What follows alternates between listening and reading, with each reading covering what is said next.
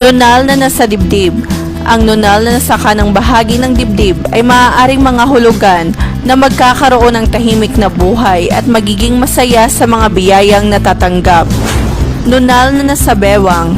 Sinasabi na maaari kang maging maswerte kapag may nunal ka sa kanan o kaliwang parte ng bewang. Nagpapahiwatig din ito ng kayamanan at kasaganaan. Gayunpaman, maaaring mga hulugan din ito na madalas hindi ka kontento sa kung ano ang mayroon ka. Nunal na nasa pusod. Kung ikaw ay may nunal sa ibabang bahagi ng iyong pusod, sabi raw nila, maaaring ikaw ay ipinanganak na mayaman o may gintong kutsara sa bibig. Ganun pa man, kahit yayaman ka na ng lubusan, madalas na pagkakagastusan mo lamang ito sa masasarap na pagkain. Nunal na nasa kanang bahagi ng palad.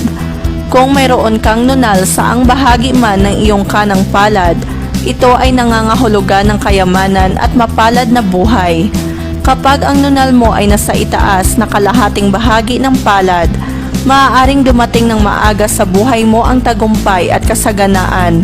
Samantala, kapag ang nunal mo ay nasa ibabang kalahating bahagi ng palad, ibig sabihin nito, kinakailangan mong magtrabaho ng maigi at maaaring mahihirapan sa pagkamit ng tagumpay. Ngunit huwag mabahala. Siguradong makakamtan mo rin ang tagumpay na matagal mo nang ninanais. Nunal na nasa hinliliit na daliri.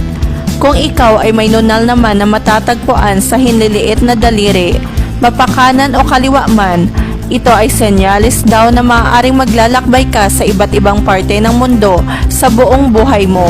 Nunal na nasa talampakan. Ang mga taong may nunal sa talampakan ay may posibilidad daw na madalas bumiyahe o lumalakbay. Gayunpaman, karamihan sa kanilang mga biyahe ay sa loob lamang ng sariling bansa o sa Pilipinas. May tsansang maglakbay rin daw sa iba't ibang bansa, ngunit hindi para tumira roon, kundi para magbakasyon. Maraming salamat sa pag-like ng video, sa pag-subscribe, at sa pag-click ng notification button.